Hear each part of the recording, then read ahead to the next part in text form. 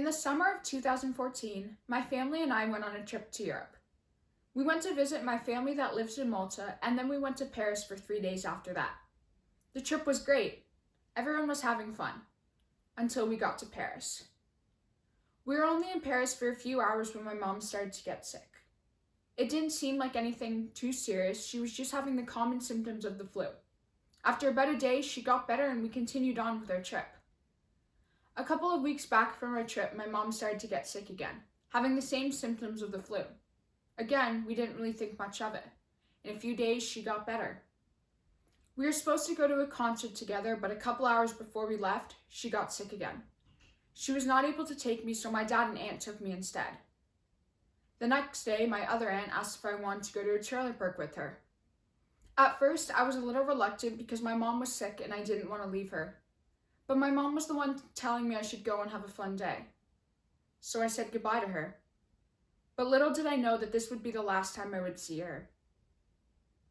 The day was over, and then suddenly my aunt got a phone call.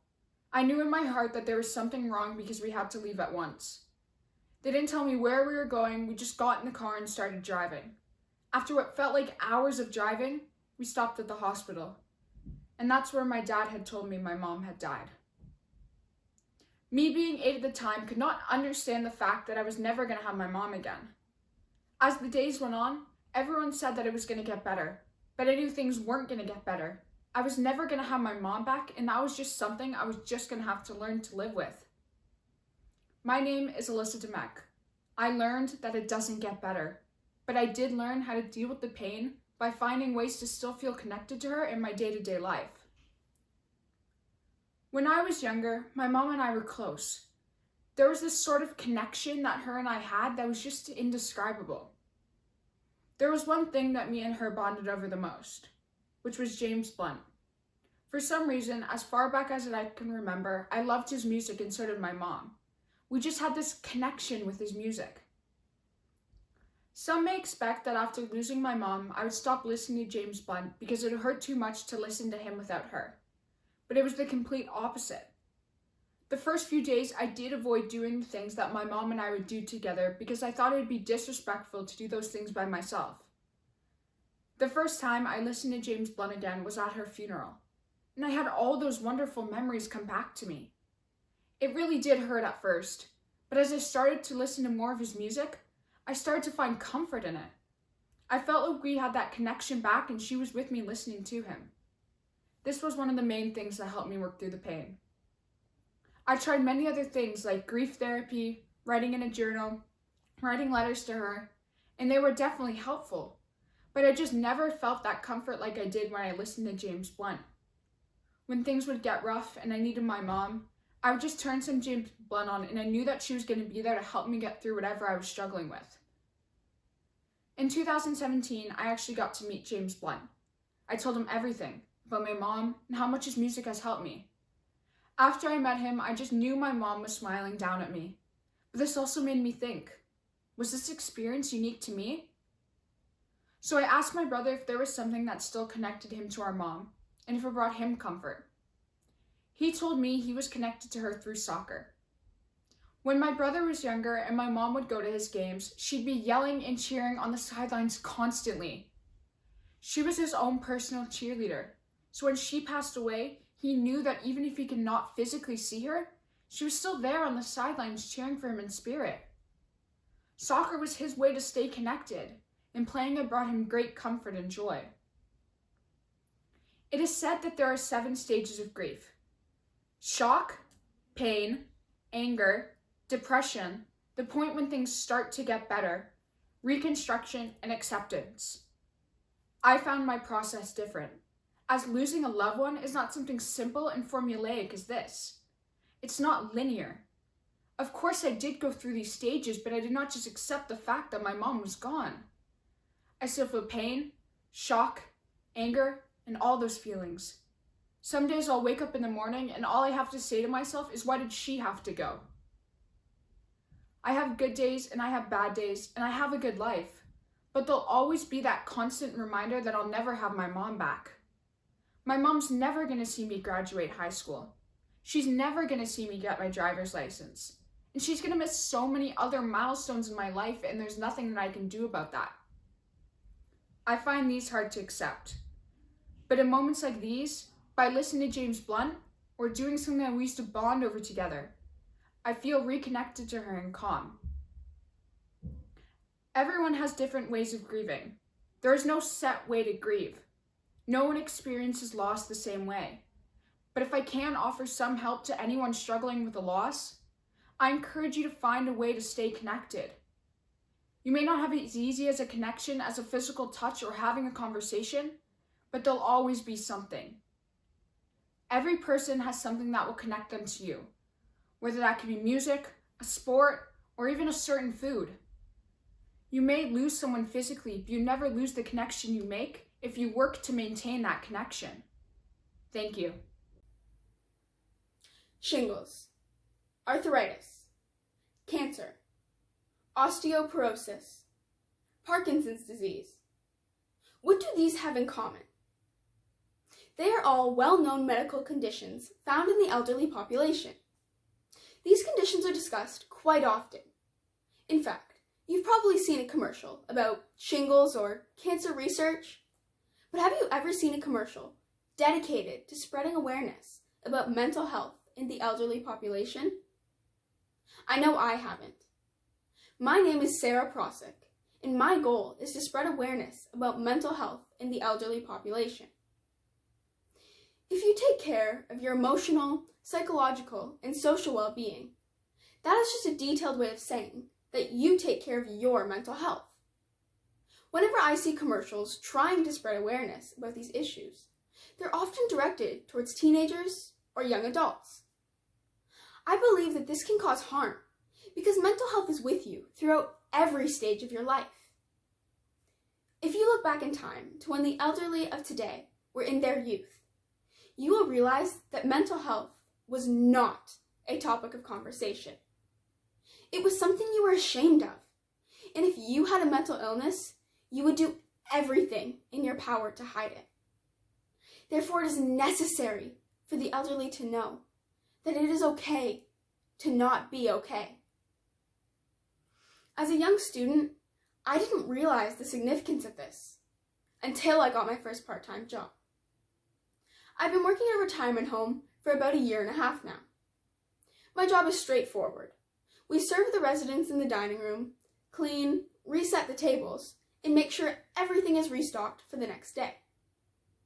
Well, at least this was my job when I began, until March 2020, once the pandemic hit and everything had gone into lockdown. This brought up a lot of confusion, and our jobs did change drastically.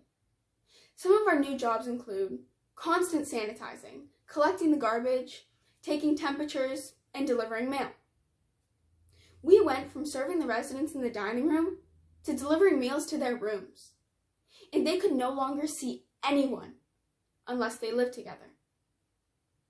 The longer the lockdown continues, the longer they can't go on walks or use the exercise room. This is taking a toll on many residents' physical health.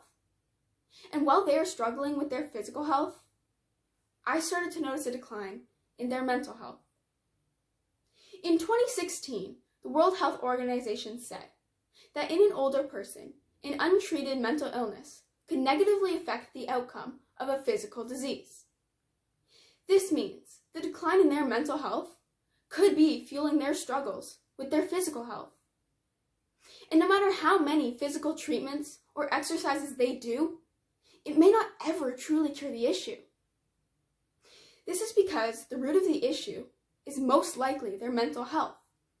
And if no one teaches them how to deal with the tough times, then it could be quite overwhelming for them because they were never taught to seek help. I started seeing sad things happening after a few weeks in the lockdown. Residents began leaving their doors open in hopes someone would walk by that they could talk to. Although the lockdown has been tough on all of us, I always had my family to go home to. I was never alone. All the residents are quite lonely, and their only human interaction in the day is usually with a server or a personal support worker but those interactions are limited. We must keep in mind that we have our phones, TVs, computers, and gaming consoles to help us connect. But some of the residents don't have any of those distractions or means to connect with others virtually. They would just sit in front of their window all day, every day. And the view from their windows are not pretty. It's either a parking lot or a road. I would even get some of the residents asking me if anyone still lived in the building or if everyone had left. This truly broke my heart. But it gave me the power to come into every shift with a positive attitude. No matter how my day was going, that didn't matter because I was one of the only people the residents would see in a day. All the things I had been witnessing would influence the way I viewed the importance of mental health. But there was one moment that completely changed my perspective. It began as a normal shift. I had just finished delivering the meals, and the next thing I had to do was go take the residents' temperatures. My coworker and I went together. We knocked on the first resident's door. The moment we had opened the door, the resident had burst into tears. I still remember what they had said to this day. They spoke about how they felt useless, like they had lost their independence, like they had no one and no one cared for them.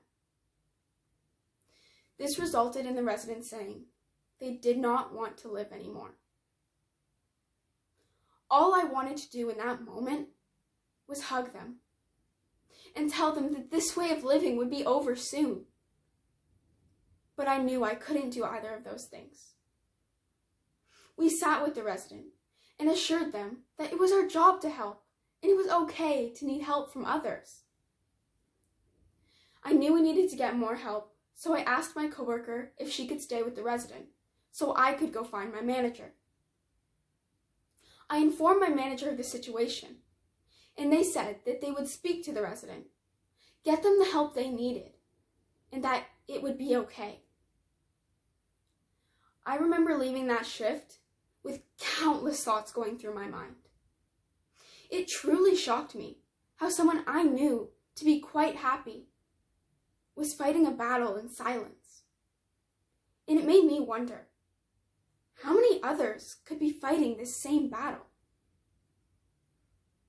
From that day on, I knew the importance of not just taking care of our own mental health, but everyone around us. I encourage every single person that hears this talk to go call your grandparents, parents, or anyone you know that lives alone and ask them how they've been doing, how they've been coping through the pandemic, and what you could do to help them. Just remember, something small could make someone's day. Even something as small as giving them a call. It will let them know that they are cared for, loved, and not alone. Although mental health may not have been an open topic when many of our elderly family members were young, it is today. Thank you. So I was talking to my mom and grandma the other day, and they were talking about the millions of chores they had to do every day as kids growing up. And I'm sure some of your parents have brought this up too, when you refuse to clean your room or do a chore. Then my grandma asked me this, Emily, if you were in charge of cleaning the whole house, would you know how? I said, yes, of course I know how to clean the whole house. Then she says, okay, if you were going to clean the whole house, how would you do it? I was nervous to answer this because my grandma is a clean freak, and she has a very strong opinion about how other people clean. So I explained the process that I would do to clean the whole house to her, and then she says, you are probably one of the very few people your age who knows how to clean an entire house. I didn't think much of the statement at the time, but then I remembered what she said, and I thought about it. People my age. Why would she think people my age wouldn't know how to clean a whole house? The reason is simple. It is because of teenage stereotypes. Hello, my name is Emily, and this is why I do not fit your typical teenage stereotype. I've always been a pretty good kid growing up. I was very quiet and independent at school. I was a big introvert. From a very young age, I cared about my studies, and never found it boring because I pictured it as a game I had to win. When I grew older, I never changed the way I looked at work or became lazy with it. My personality never really changed either. The personality of other people I knew, though, changed a lot. Everywhere I looked, there was some sort of drama going on that I didn't want anything to do with. Out of the small amount of people at my school, there was no one who I could relate to. I did my homework at recess because I hated socializing. When I got into the arts and media program at my school, I met so many people who were just like me and who cared about their work and studies as much as I did. And when I got into high school, I met more amazing people who I would hang out with and study with. My parents described high school as a dark place, full of toxic teenagers who fail all their classes and will bash you into a locker if you try to talk to them. When I actually got into high school and experienced it for myself, it was the complete opposite than they had explained it. Why would they tell me what the people in high school would be like, and then have it be the complete opposite? Were they relating it to high school when they were kids? Or were they relating it to the stereotypical version of a teenager today? Stereotypes are oversimplified images or ideas of a particular type of person or thing. In this case, the person or thing is teenagers. I sometimes find that older generations like parents or grandparents tend to relate all teenagers to this stereotype. They see everything we do as disruptive, dishonest, or just causing problems. Our generation of teenagers is often seen as lazy, immature, rebellious school kids who wake up late. As a teen, I find this offensive because none of these traits or characteristics apply to me, and I know I am not the only one who doesn't have these traits. I don't want to be viewed as this type of teenager or lumped into the same category as teenagers who are like this. And we aren't just reminded of this from older generations, but everywhere we look on social media or even TV shows. I've seen multiple shows in my life that have this view about teenagers. No one is the same or has the same behavior. In different situations or just in general, we act or handle ourselves differently than other people would. Someone's age should not determine how mature or immature a person is. People in their 30s or even 70s aren't as responsible, hardworking, or as mature as some teenagers in our world today. An example of this could be that our generation is more financially practical.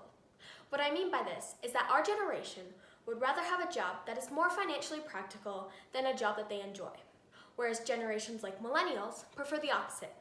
They would rather have a job that is more enjoyable than a job that is more financially practical, which was a study done by Pew Charitable Trust. They track each generation's wealth as well as each generation's financial security. Another example of this could be that our generation is entrepreneurial. Teenagers have been inspired by social media and TV shows such as Shark Tank to take business opportunities as well as to start their own businesses. Teenagers are using social media, something that they know how to work and use really well, to create these opportunities. People need to stop believing what they see or read. You only see these rebellious teenagers on the internet because it is more entertaining this way.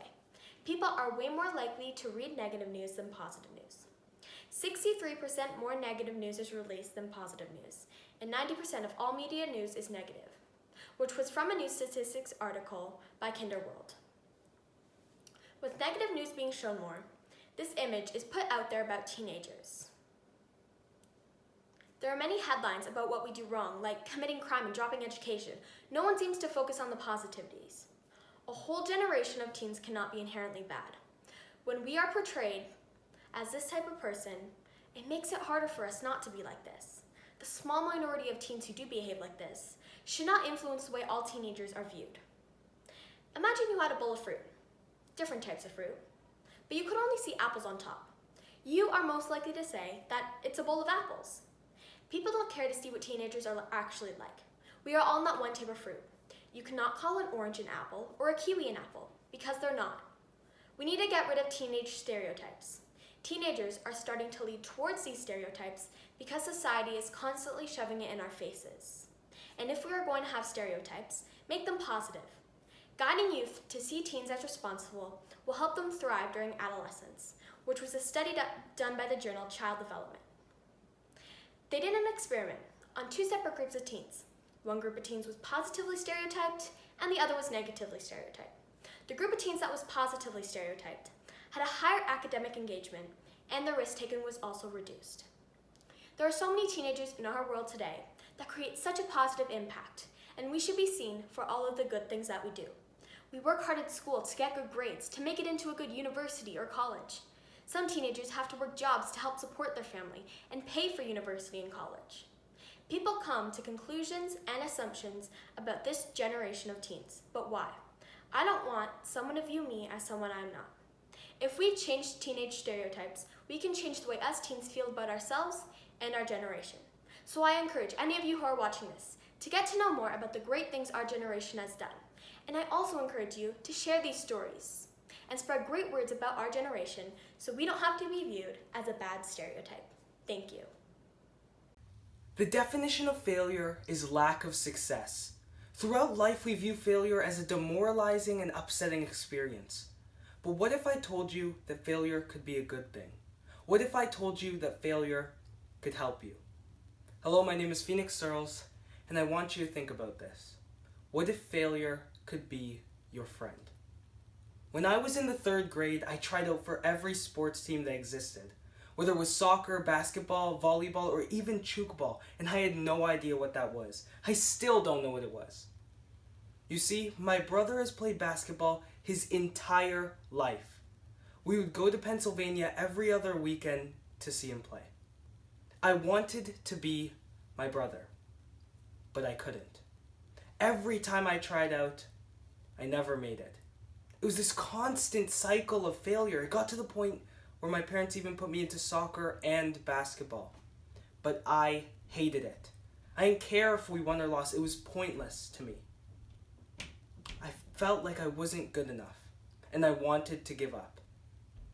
But one day, after getting cut from the team for like the 3rd time, my 6th grade teacher suggested that I audition for the school play. Now, I had done drama before, but it was nothing I was crazy about. I didn't want to do it. I didn't see the point in failing again. But I felt this need to finally do something, this need to finally succeed. So I did it. It was an open audition. You went in, sang a song, and read a monologue they gave you. But it was the scariest moment of my life. Going up in front of 5 adults I didn't know and performing for the first time, it was horrifying. But I managed to do it. Later they would do callbacks where they'd call a few of us in, have us sing a different song, and this time we'd run scenes together. About a week after that, they'd announced that the cast list was up. I didn't want to see it. I didn't want to fail again. About 40 minutes before school ended, I asked my teacher if I could go to the washroom, and I ran down to the list. The musical was The Little Mermaid, and I had earned the role of Sebastian the Crab. There was this moment where it felt like time stopped. I felt like I'd finally done it, that I'd finally succeeded. I realized that I didn't need to be my brother because I was myself. Later on, the director of that musical would introduce me to Oshawa Little Theatre, which is something I couldn't even imagine. Without my failure, I wouldn't be where I am today, taking drama and musical theater at All Saints. Without my failure, I would have never found my passion for music. I now take singing and piano lessons every week. My failures have truly changed my life. Another amazing story comes from Felix Lengyel, or XQC, one of the biggest and most prolific esports players and Twitch streamers. XQC grew up in Laval, Quebec, where he quickly figured out he had a passion for skateboarding and snowboarding. He would often go to the skate park with his older brother, where they record each other doing tricks. When XQC went to college, he would study humanities but switch over to administration. He was struggling immensely. He was struggling so much that he would end up dropping out on his 3rd year. After dropping out, he would pursue playing video games. Now, many would consider dropping out of college to play video games to be a failure. And yes, it was at first, until XQC found Overwatch. He would originally start playing with DatZig Gaming, a semi-professional esports league based in Montreal. But on October 28, 2017, esports franchise Dallas Fuel would announce that XQC would be joining their roster as their 9th player. This was huge. This is what every gamer dreams of doing. XQC was now being paid to play video games competitively. He was going all across the world to play against the best players. He would later take on streaming full-time to his huge fan base. He now streams for over 12 hours a day to 4 million people. Without his failures, he never would have found his successes. In 2017, Columbia University announced that they would be opening a research center where they are studying failure across a wide variety of disciplines. They are trying to use failure as a learning tool. We as a society have to learn that failure is not fatal, and that every time we fail, we are simply getting to try again or switch our pathway completely. There would be so many people that wouldn't be in the jobs they are now without failure. The way I see it, even though failure doesn't always feel great, it is an immensely amazing learning opportunity. It teaches us things like resilience and how to have a growth mindset. We have to learn that failure is not an obstacle, and that every time we fail, we are simply learning another way that what we did didn't work. Or we can change our pathway completely. I want you to do something for me. Next time you fail, no matter how small it is, I want you to think about the pathways that have been opened. I want you to think about how you can go on, how you can progress. Because we need to remember that failure is not always our enemy. Because sometimes failure can be your friend. Thank you. I was wandering around the mall the other day with my mom. I was wearing my favorite pair of heavily ripped jeans with some fishnets peeking out from underneath, a black turtleneck, a cool, funky pair of earrings, and of course, some thick dramatic eyeliner. As I walked from store to store, I started to notice some stares. I briefly glanced to my side and there was a mother and her young daughter staring right at me. I could see it in the woman's eyes, the way her eyebrow raised just a little as she took a good look at me. It didn't take me long to realize that some form of judgment had just been placed on me. The same thing happened with an older couple walking the opposite direction from me when I first entered the mall. They have no idea who I am as a person. Was my eyeliner too thick? Were the holes in my jeans too big? Little do they know, I'm an artist, and that pair of earrings I was wearing, I actually made. And that my choices of clothing, makeup, and accessories are all my favorite forms of expressing myself. They don't know about the awards I've earned for kindness, or about my aspirations to work with disabled children in the future. And they don't know about my passion for spreading mental health awareness. Even though they knew so little about me, in that split second, that instant, they had judged me, and they had found me lacking. Hello, my name is Gabriella DeFalco, and I will be talking to you about the age-old problem of judging a book by its cover without knowing the full story. Why do we form these instantaneous opinions based on what little information our five senses provide us? For example, fish smelling funny while it cooks could lead you to believe it tastes funny as well. But maybe that fish would have been the most delicious thing you would have ever had in your life. That person's clothes and shoes look worn. They must not have any money. And maybe you're right. Maybe that person doesn't have all the money in the world. But maybe that same person doesn't care about the way their clothes and shoes look, but cares more about bringing joy and laughter to their family and doing whatever they can to help others. Humans tend to make these assumptions everywhere we go. But why? According to neurobiology studies at Yale University, we make these assumptions to save brain power. Essentially, our brains are going into low power mode, much like our phones do to save energy. Maybe we've been in a similar situation, or are meeting someone that reminds us exactly of someone else. We do this because maybe the situation or the person will have the same outcome or be exactly the same. Now, not all judgment is bad. The expression sound judgment exists for a reason. Sound judgment is the ability to make a good, split-second decision using common sense to keep you safe. Picture this. You smell and see smoke coming from another room. Hopefully, sound judgment kicks in and you evacuate the area. Another example. You see a lion charging at you. I don't think it will be wrong to judge that that lion is probably violent and will most likely eat you. So you run away. These are all great examples of fair and sound judgment, and sometimes necessary for survival. But how does it benefit you or anyone else judging someone who is happily living their life based on a passing glance or a fleeting moment? Might I say, not everyone is perfect, and making judgments is a part of everyday life. The way we are brought up by our family also greatly impacts the way we make these judgments and form relationships with people around us. Human nature makes us feel more comfortable surrounding ourselves with people who have similar personality traits and likes that we do. We tend to get along with people better when we are similar. I am guilty of making these judgments when it comes to making friends. I often assume someone who dresses differently than me, is more liked than me, or who has a different social group than me, will look down on or belittle me. The irony is my experiences with other people's judgments have forced me to make these quick and unfair judgments too. It's a vicious cycle. I feel more comfortable around people I can relate to, but I am potentially missing out on forming valuable connections.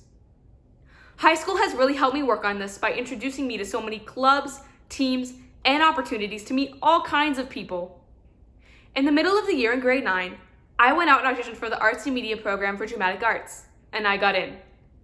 Even though we all share the same love of drama, we are so different from one another. We have different personality traits, different likes, different tastes, but we all come together to be a part of that class. I have made so many friends, and through the class we got to know each other. Speaking of getting to know someone, my mom works in recruiting. She recruits people who have moved here from another country and are desperately looking for a job to support their families. She also hires teenagers looking for their first job. She makes sure those teenagers can feel comfortable around her so that they can be themselves and express all that they have to offer.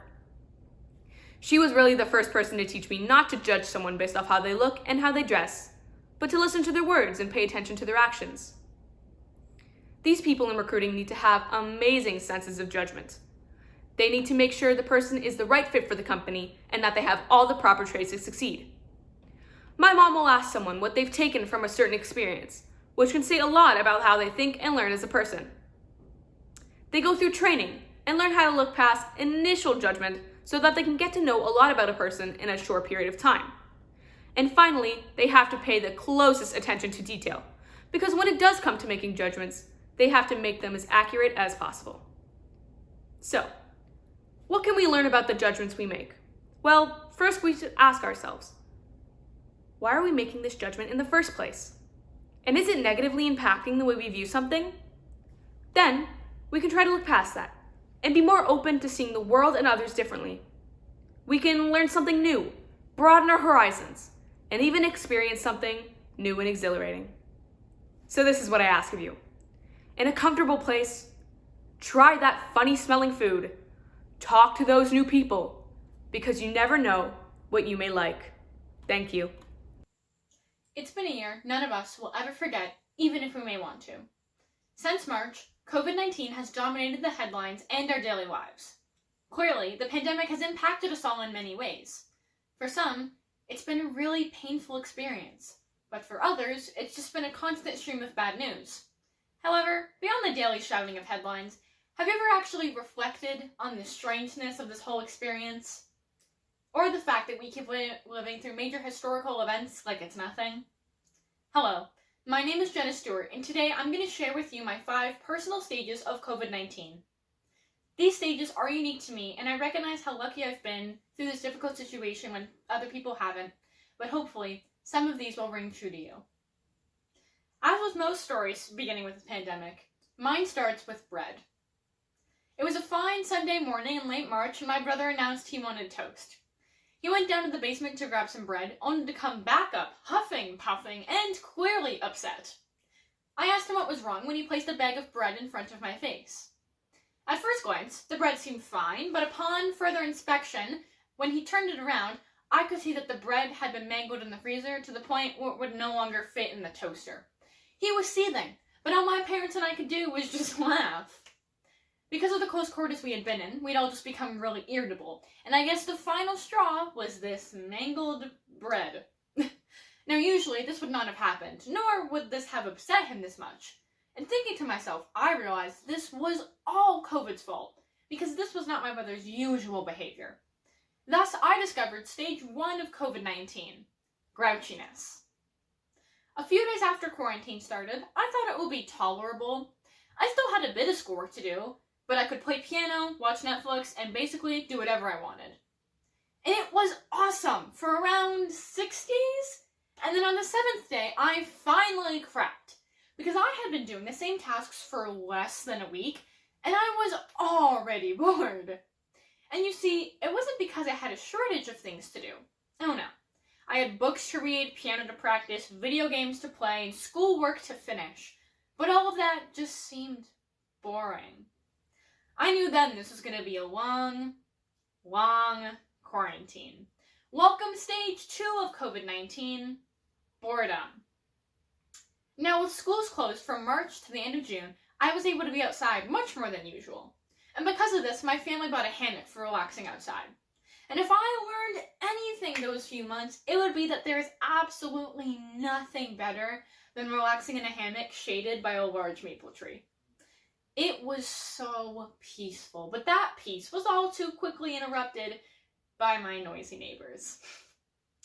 I had preemptively signed up for a summer school course to hold me through July, but I was so scared that when it ended, I would end back at stage 2 that I did what any other person would naturally do. Make myself as busy as humanly possible during August. Welcome stage 3 of COVID-19, Busy Bee Central.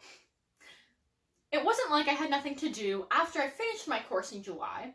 I had books to read and piano to practice, so I busied myself with those. And when I tell you I read in that hammock, I'm not kidding. I read the Crazy Rich Asians series, the Red Queen series, the last 4 Harry Potter books, and so many other single novels, my shelves were no longer able to hold all of my books. And then when reading got boring for a few days, I played piano. And after a while, I started getting pretty good. I could confidently play most of the songs my teacher had assigned me. But then came a problem. Because I was confident with those songs, I now had to find new pieces to learn. Which was a problem because A, I had never done a piano exam in my life. B, I only vaguely knew my skill level. And C, I'm just naturally an overachiever, so I decided to learn one of the hardest songs you can learn on piano. Beethoven's Moonlight Sonata, the 3rd movement to be exact. Musicians know this song and this piece specifically is just an absolute beast to learn. And it took me ultimately 2 weeks to just give up because I had a new and important thing coming up soon, which is stage 4. Disappointment. The end of August had rolled around and I was getting excited for my favorite thing to start up soon. School. Yes, I am that person. I had been so optimistic about everything.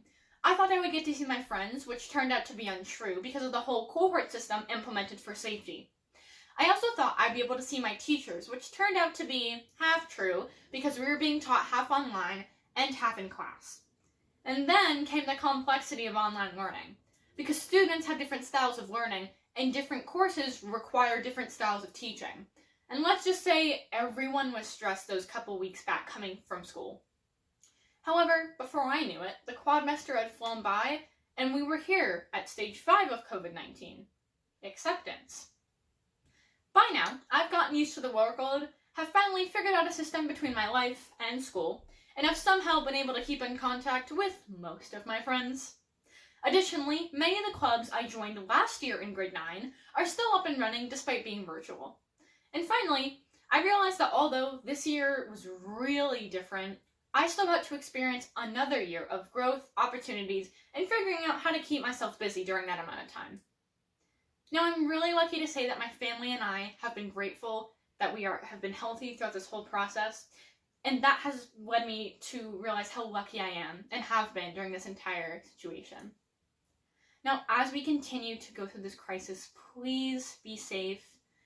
Please tell your loved ones you love them, and try and find the little good pieces of life, the little joys that make your day a little bit better. Thank you. Imagine a precious 7-year-old comes up and asks, "Why am I not good enough, or pretty enough, or even, how come I'm not others?" This is heartbreaking to hear, but it's the reality for many children today. Sadly, I can safely assume that most people listening to this talk have felt this way at some point. This is your self-esteem talking. This is what either builds our confidence or destroys us. My name's Maddie Lamash, and I'd like to talk to you on the dangers of low self-esteem. I suffered from a low self-esteem as a child. Don't get me wrong, I was a very happy kid, but just a kid that didn't think very highly of themselves. Just because I didn't understand the concept of self-love. I didn't learn that everyone was supposed to look different. I thought the way I looked defined me. This is a sad reality that either consciously or subconsciously affects countless children. As you grow with this mindset, it becomes more dangerous as there are increased pressures relating to self-esteem and self-image, many of which are caused by social media. In grade 8, things went considerably downhill for me. I constantly compared myself to others, developed insecurities, had the toxic pressure of social media, and I felt like I was being suffocated with the beauty standards that seemed to exist everywhere. I felt like I lost myself completely. Drowning in my own thoughts, it felt like a broken record of, "You're hopeless. You're not worth it. Stop talking, no one cares what you have to say. You look disgusting," and so on. These thoughts would float through my head constantly, and only got worse when I was alone. Then grade 9 hit. Not only was I dealing with the pressure of going into high school, new friend groups, a job, and just adjusting to this new part of my life, but my self-esteem only got worse. I reached my breaking point. I was at my lowest and most hopeless state. It got to the point where I felt like I couldn't even look in a mirror. I felt stuck, and I hated it. I wanted to learn how I could have a better self-esteem and confidence. And although we're often told the importance of loving ourselves, no one ever taught me. It wasn't something I could just try to fix overnight. After looking for the answers in all the wrong places, I took it upon myself to think in which we can actually be better as a collective society. After much reading and self-reflection, I came upon 3 ways in which I think we can do better at building up people's self-esteem. 1. Practice loving yourself at a young age. We are often told to love ourselves, but we're never told how to love ourselves. Going into your teenage years with a low self-esteem or developing one as a teenager is brutal. Society tries to normalize it as being hormonal or dramatic, when in reality, it's something painful and avoidable. According to a study conducted by Dove, over 70% of girls ages 15 to 17 avoid normal daily activities, such as attending school. Therefore, low self-esteem can impact success in school. One way we can start to teach kids early how to love themselves is by having kindergarten say 3 positive affirmations about themselves in a mirror each day. We can then encourage teachers and parents to help them think creatively about different things that they love about themselves. 2. Limit social media time. We let social media suffocate us with what's good and what's bad, what we should wear and what we shouldn't. Don't be fooled by these false attempts to promote body positivity, as they're often just PR stunts to gain attention and followers. Why should we let social media, celebrities, influencers, TV, magazines, and movies give us permission to accept ourselves or feel a certain way? According to another study conducted by Dove, 7 in 10 girls believe that they aren't enough or don't measure up to the standards created by society. Now, I know that fixing the media may seem daunting and impossible, which leads me to my 3rd and final point. 3. We can't fix all of society all at once. We have to fix what we can control, our mindsets and perspectives. Society is constantly evolving. Standards and expectations change. It is human nature to compare and set a standard. We collectively make up society and set its standards. So by us sticking with the same mindset of tearing ourselves and others down, we'll only just keep feeding into this influence. This problem can be tackled in baby steps, with the first step starting with you. Low self-esteem is like a cycle. As a child, we don't get taught how to love ourselves. As an adult, you may be overcome by these external pressures, but you never truly develop a healthy, loving view on yourself. This may allow your own children to fall into the same pattern. So how do we break this cycle? Well, firstly, we need to understand what low self-esteem is.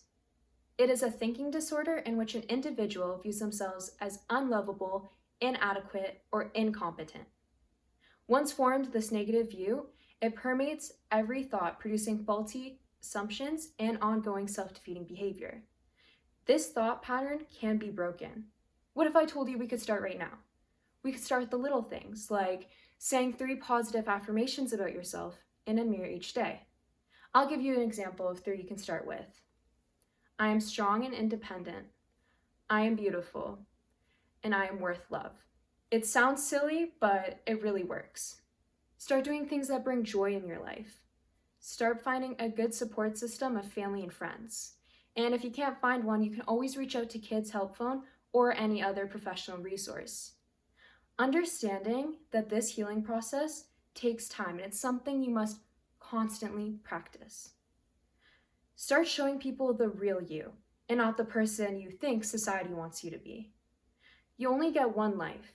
You don't want to look back at your past self, regretting not living life to its fullest just because of a low self-esteem. If you have children, start to teach them the importance of loving themselves and not to compare themselves to others. Start trying to heal your mind by building self-esteem through self-love. We can change future generations and make them have a happier, safer, and loving life. Thank you. I was your normal, average kid. I wasn't very much trouble. I mostly just stayed in my room playing with my Barbies and my dolls in my own little world. However, when my parents would call me down for dinner time after hours of playing in my room by myself, that's when the real anxiety began to set in. The sheer fear that started to overcome my body as I walked down the stairs reluctantly is almost indescribable. My palms starting to sweat, my breathing beginning to tighten, with each breath becoming harder than the next, and as my heart is pounding out of my chest, causing me to hold on to it as if it might leave my chest cavity. At this point, I'm in complete panic mode. My flight, fight, or freeze response is activated in that heightened peak. I want to run from the doom that is about to occur as I enter the kitchen, to look face to face with my worst enemy. You may ask me, Michaela, what is so fear-inducing you are having a full-on anxiety attack?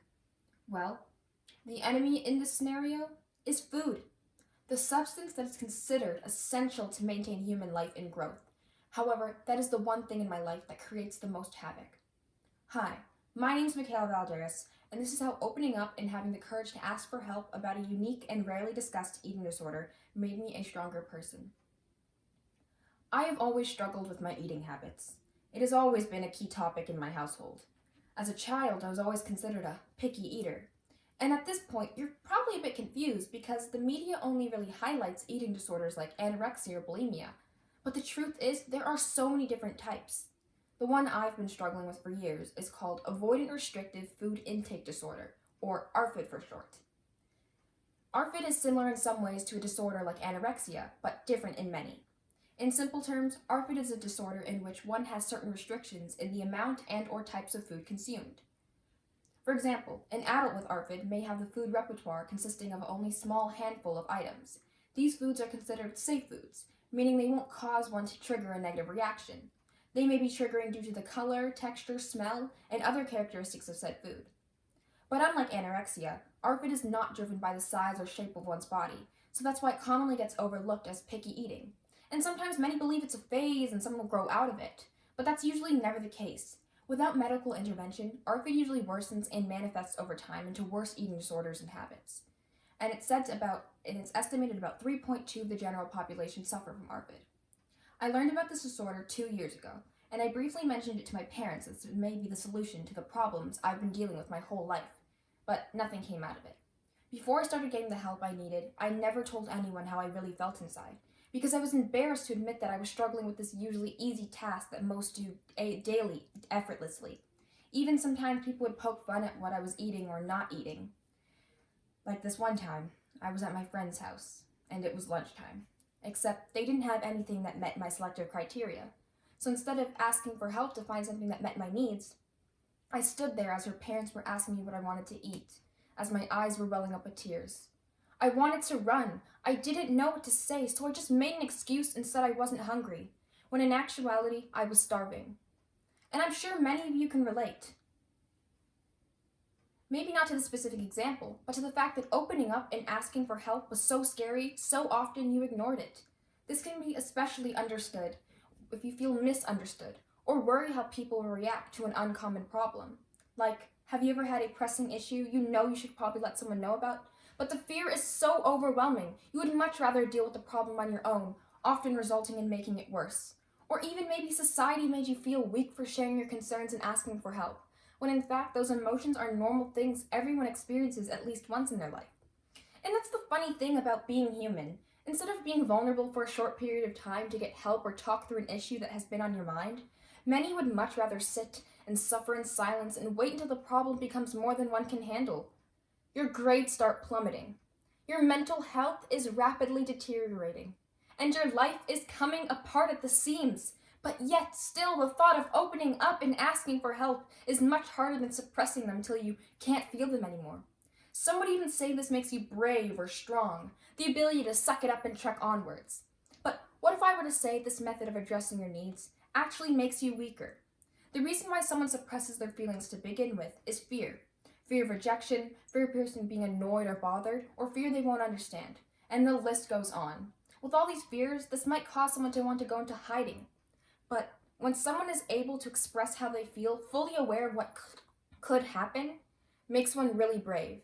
Not only that, some people don't like to address their problems because once they start to acknowledge it and feel the pain that comes from it, suppressing it almost feels easier than dealing with it. Be brave to yourself and others. I think you may start to enjoy it. I was that person, and still am sometimes, because it wasn't until this year I learned nothing was going to change unless some action was taken. I had to open up and ask for help. So I broke down. I finally went to my parents and had a serious discussion with them. I was terrified, but I knew I could not go on like this anymore or I would seriously end up hurting myself. But after a discussion we had together, I realized I didn't have to be as scared as I was. They were apprehensive at first, but recently came around. And my life is slowly but surely shaping up for the positive. I'm going to be set up with a pediatrician soon to be recommended to a counselor to start helping me reshape my relationship with food. From this experience, I learned that opening up and asking for help can be scary, yes, but it can also ease your suffering and empower you. I have never felt more empowered in my life. I'm finally able to allow myself to be myself, perfectly imperfect, as cliche as it sounds. So now, I encourage you, yes you, the people watching this video right now, for when you have an issue you really need assistance on, to go out and get the help you need. People aren't made to suffer alone and figure out every little thing by themselves. We're allowed to ask for help. We're allowed to not be able to do everything alone. And to know the ability to do so is really brave and strong. Opening up and asking for help isn't always easy, so for one to be able to do so is the ultimate expression of courage. After all, it's our vulnerability that makes us human. Thank you. Everyone in their lives will experience the loss of a loved one, whether it may be a friend, a parent, a grandparent, anyone. Losing a loved one is like quickly ripping off a Band-Aid. It hurts for a while, but things will get better. There may be a scar, but you will heal. But what if the pulling of your Band-Aid was slow, painful, and lasted several years? That's how it feels to love someone with Alzheimer's and dementia. My grandpa, who was once a fit, healthy man who loved sports and going to his grandchildren's sports games, dance, and piano recitals, became a man who could no longer walk, would rarely speak or eat, and had to be put in a long-term care home due to his declining health. It was a difficult ordeal, but it matured me and taught me to always cherish the moments you have with those you love, because they can be taken from you either quickly or slowly. My name is Nat Kinnear, and I'll be sharing my experiences I had with my grandpa suffering from Alzheimer's and the lessons I learned about family and love. Coming to terms with my grandpa's Alzheimer's was one of the hardest things I've dealt with in my life. He was an amazing man. He escaped communist Yugoslavia in his late teens with two of his friends, risking his life for a better one. He went to Austria and eventually made it to Windsor. In Windsor, he met my grandma, and although she rejected him at first, he was determined to make her fall in love with him. He succeeded. They fell in love and built a family. Growing up, my grandparents on both sides were always my number one supporters. there for me at every event. But things started to change by my 9th birthday. We started noticing little things about my grandpa, and shortly thereafter, he was diagnosed with Alzheimer's. One specific memory I have of his progression with Alzheimer's was when I was helping him write a birthday card for my grandma, and he kept rewriting the same thing over and over on the card. Happy birthday. I love you. He began to cry. I was surprised. I had never seen my grandpa cry before. He must have known he was losing his ability to write, and that just broke my 11-year-old heart. Another memory that will be with me forever was a day in October 2018. My mom and I had just arrived at my grandparents' house in Windsor, and my mom and grandma headed upstairs while I was alone with my grandpa, talking in the front foyer. He began slurring his words. I was confused. He then fell over and began to tremble violently. He was having an Alzheimer's-induced seizure. I was in shock. He fell on his face and had a deviated septum. We spent the rest of the weekend in the hospital, and all that was on my mind was, Nat, why didn't you catch him? Nat, if you just caught him, things wouldn't be as bad. I blame myself for his injuries. After a seizure, my grandma could no longer take care of him on her own, so we moved into a long-term care home. That was the best possible thing for him. The staff and friends he met there were amazing.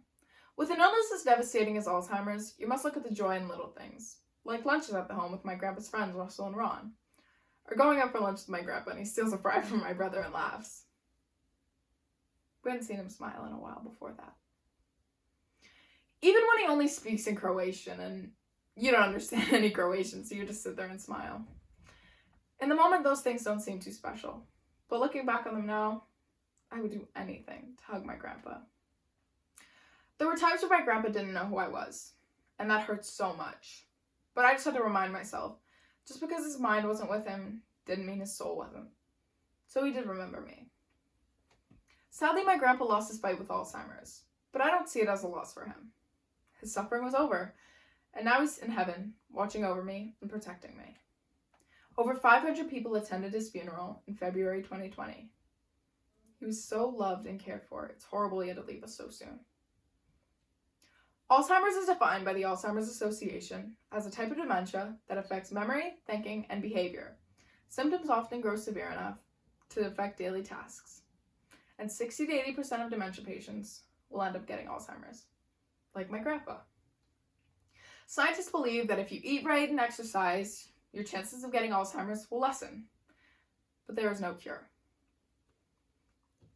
Alzheimer's can also be genetic. If your parent or sibling has it, you may have a higher chance of getting it. So it gets me thinking, what if my mom gets it? What if I get it? My grandpa's mother, as well as his uncle on his father's side, had it, and I'm sure it goes farther and farther back in my bloodline. It's a horrible thing to think about. Truth is, Alzheimer's is an emotionally draining and physically draining thing for those who have it and those who love someone that has it. You grieve because you lose your loved one, even though they're right in front of you. You know you'll never get them back, but they're still with you on earth. My goal for the future is that there will be a cure, so my children and grandchildren will never have to go through the pain of losing someone while they're still here. Thank you. Let me paint a picture for you. You wake up every day at the same time, go to work at the same place, come home and eat the same meals, and go to bed at the same time every night. Every day you live is the same. It kind of sounds like today's world, right? Now, what is the problem with this? The issue is that you're not exposing yourself to new ideas or new experiences. But how can someone fix this? How can someone begin to open themselves up to different perspectives or ways of living? The answer is through travel. Hello, I'm Nathan Onger, and today I'll be speaking to you about the benefits of experiencing new cultures and places through travel. About 4 years ago, I had the amazing privilege of going to Japan. It was the trip of a lifetime. I saw and learned some truly amazing and beautiful things. But one thing I was surprised to learn was how they lived compared to how some of us live here in Canada. For example, Japan was a very clean place. You would never see any litter on the ground, or even at baseball games, you would never see a spilled drink or peanuts all over the ground. And at first, I was confused. Why was Japan kept so much cleaner compared to here in Canada? Then I did some research, and I learned it was because of their culture. See, a big part of Japanese culture is cleanliness, as to them it represents being polite toward others. And as someone who is part Japanese, I was very surprised to learn about an aspect of my culture that I hadn't known before. And the thing is, I only learned it because of travel. You see, without experiencing the cultures for myself, I never would have been driven to research about that aspect of Japanese culture.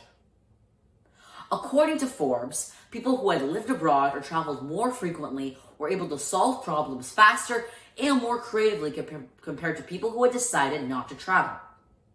It can open us up to new ideas that we may have never thought about before. It allows us to learn to think more outside of the box and to learn to see things from different perspectives. And a great way of starting to do this is by surrounding ourselves with diverse and free-thinking people. According to the Washington Post, people living in a more diverse environment can become more intelligent as they are more likely to think from a different perspective. But one question is, how do we surround ourselves with diverse and free-thinking people?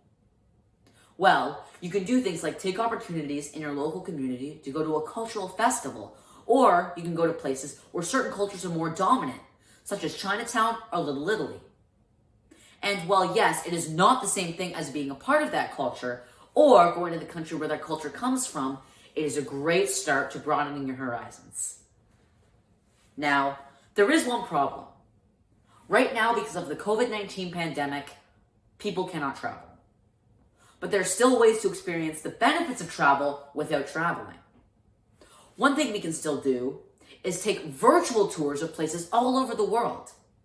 You can virtually tour places like the Louvre Museum or the Amazon rainforest, and while you won't get the full experience, it can help you to learn about a new aspect of that place. Now, independent of the global pandemic, I recognize that some people may not be able to travel for various reasons. People may just hate flying or simply cannot afford to do so, as the cost of travel is very, very high. But that doesn't mean you still can experience new cultures and different ways of living.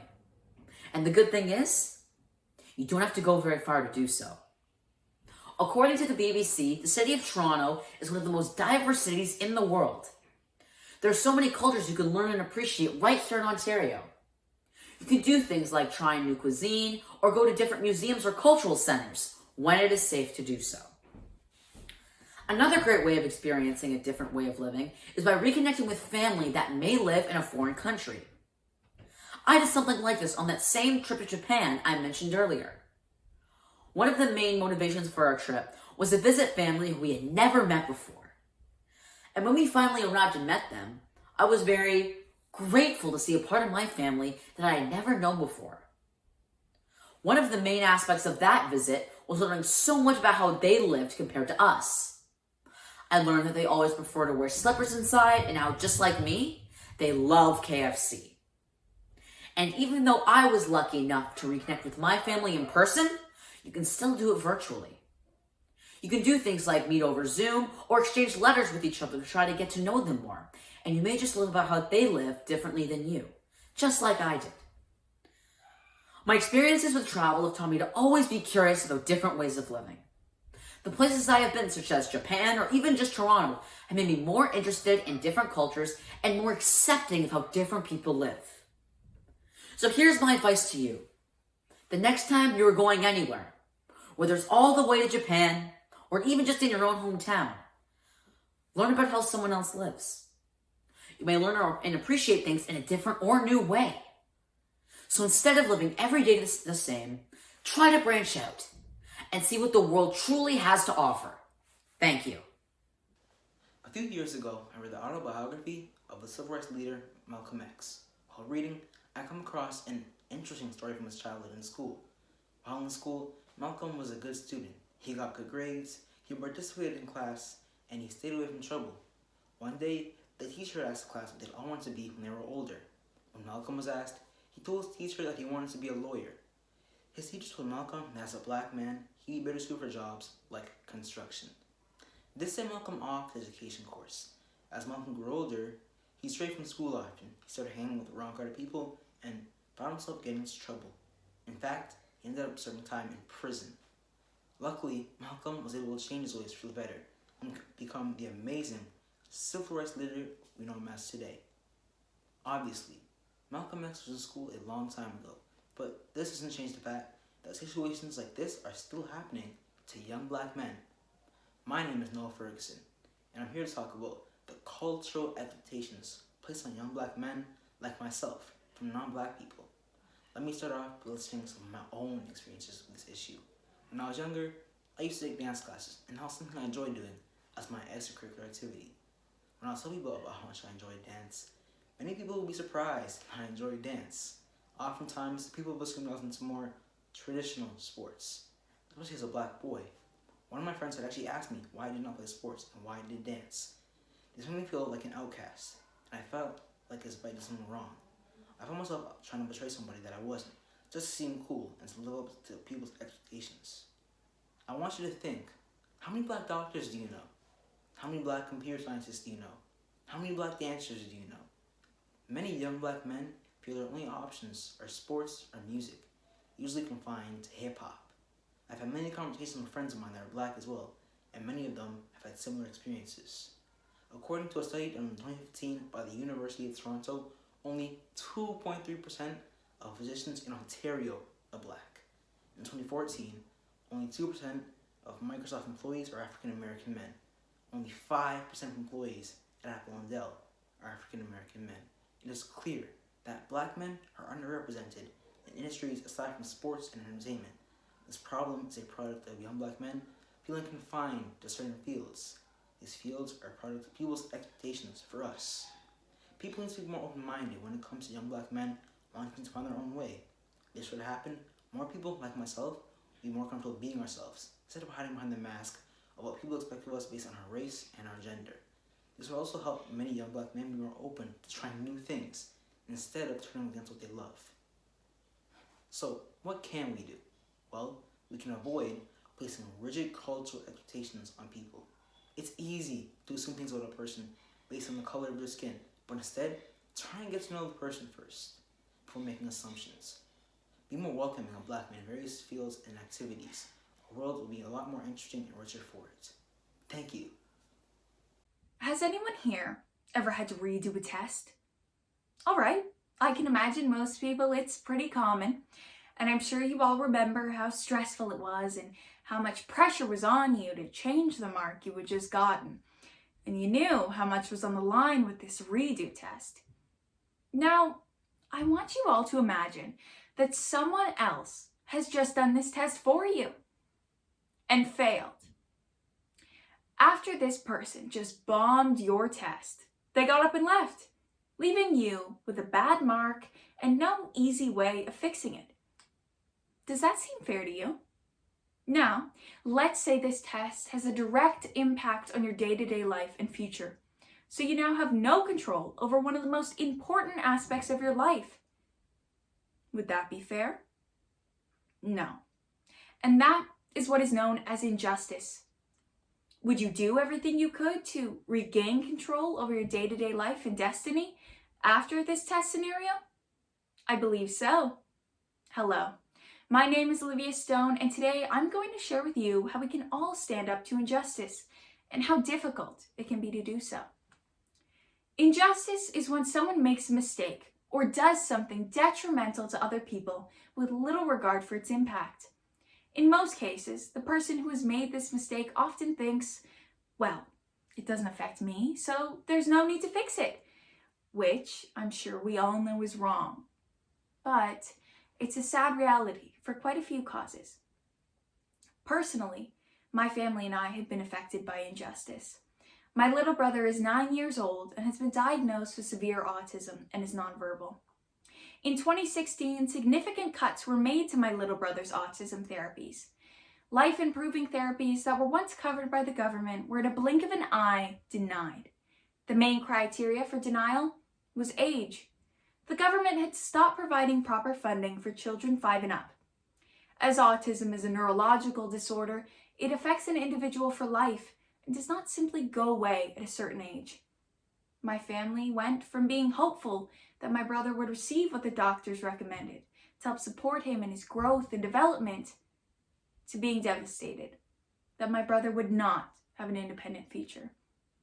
So, with that, we realized we would need to fight for access to therapies so my brother could safely be a contributing member to society. We needed to stand up. And let me tell you, it's been one long, hard road. After protests, rallies, meetings with ministers and government officials, countless media interviews, hashtags, slogans, and a relentless quest to right this wrong, we were exhausted, but persistent. Eventually, the government withdrew threats to cut funding, and the program was reestablished. And for a while, the relief was enormous.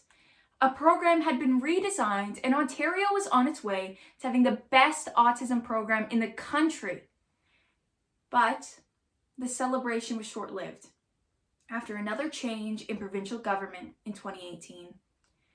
Once again, our lives were in the hands of others, and we landed right back where we started. But this time, only worse.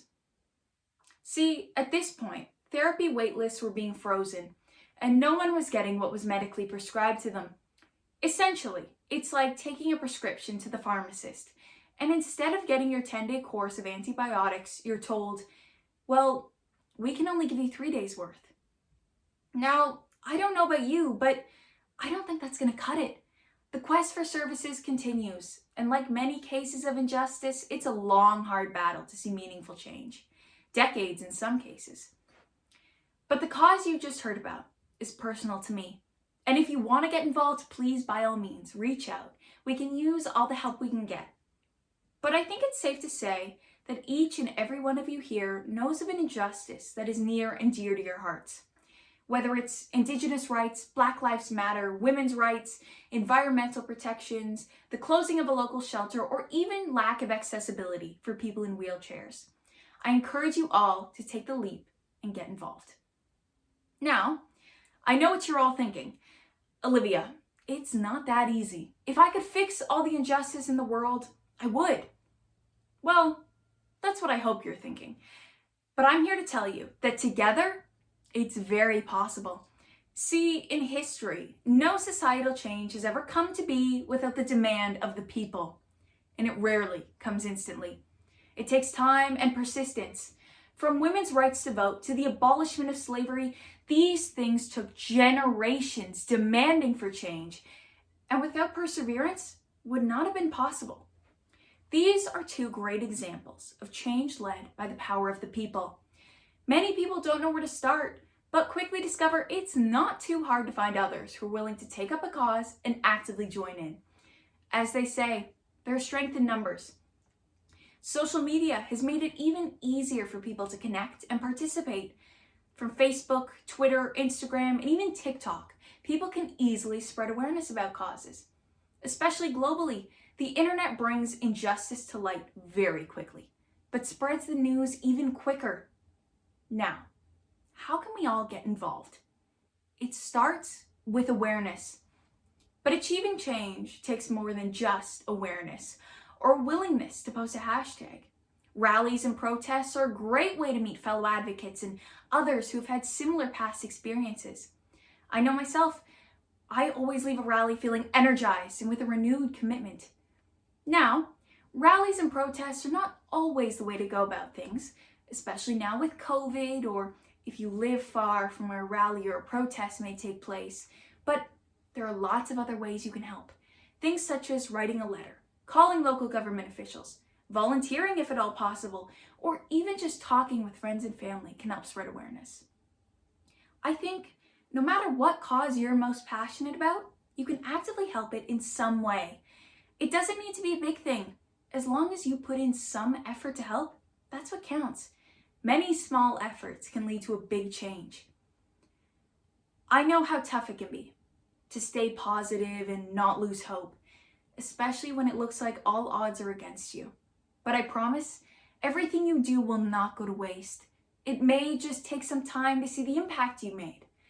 And sometimes it may feel like you failed and lost. But that doesn't mean you stop. That means you need to push even harder to help the cause. So please, never stop fighting to fix the injustice around us. As sad as it may sound, there will always be injustice in this world because humans are fallible. We make mistakes. The hope is, eventually, it'll become easier to correct them as we learn and grow. This may not happen today, or perhaps not this year, or in 5 years, or 10 years, or maybe not even in our lifetime. But by doing all we can to help, we will speed the process along and be a part of change for good in the world. Thank you.